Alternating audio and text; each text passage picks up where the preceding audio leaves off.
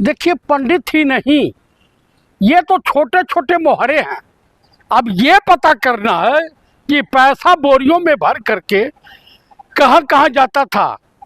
चूंकि नरेंद्र मोदी को और अमित शाह जी को विधायक एमपी खरीदने होते थे, तो पैसा कहाँ से आएगा?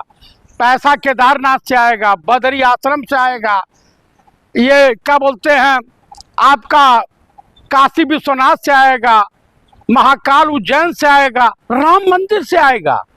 कि जनता के आस्था के साथ इतना बड़ा खिलवाड़ हुआ है। और ये जो झंडेवालान में आरएसएस का हेडक्वार्टर बना है 250-300 करोड़ का, वो पैसा कहाँ से आया? वो पैसा भी राम मंदिर का ही चोरी का पैसा है। तो बड़े मगरमच्छ तो ये हैं, वो तो छोटी छोटी मछलियां हैं, मोहरे हैं।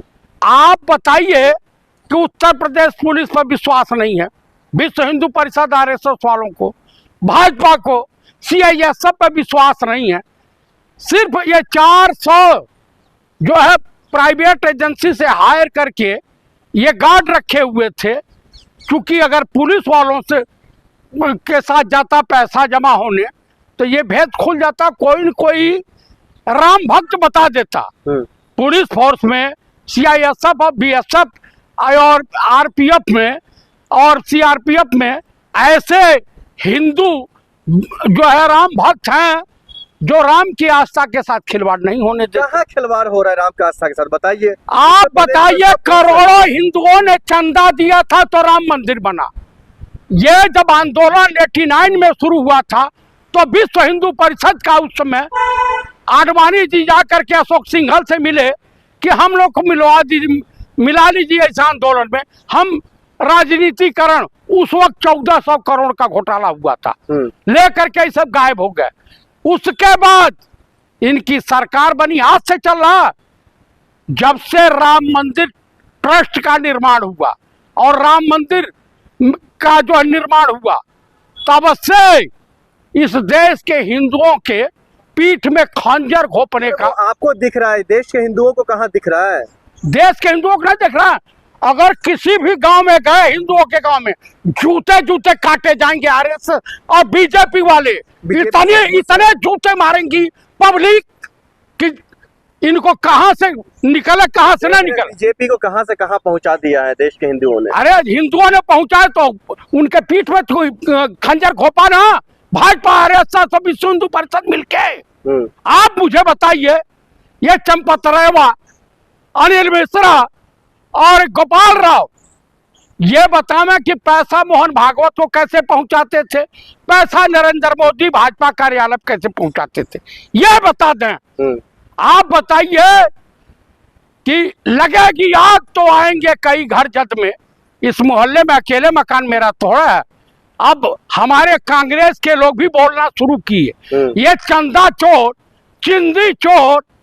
आप बताइए, एफसिन फाइल वाले ये उपदेश देंगे?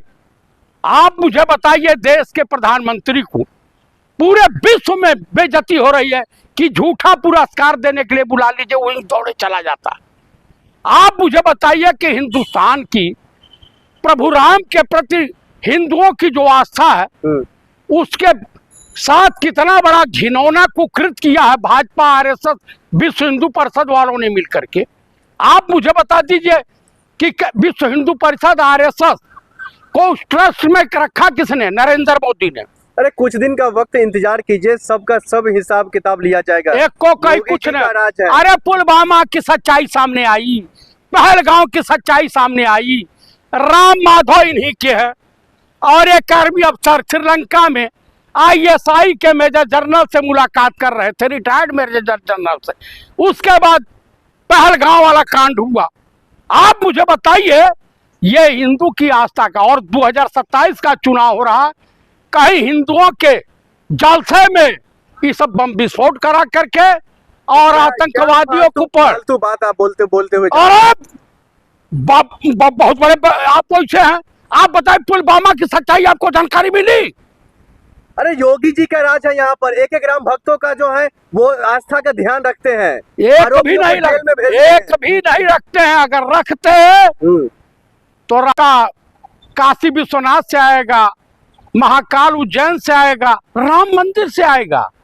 कि जनता के आस्था के साथ इतना बड़ा खिलवाड़ हुआ है।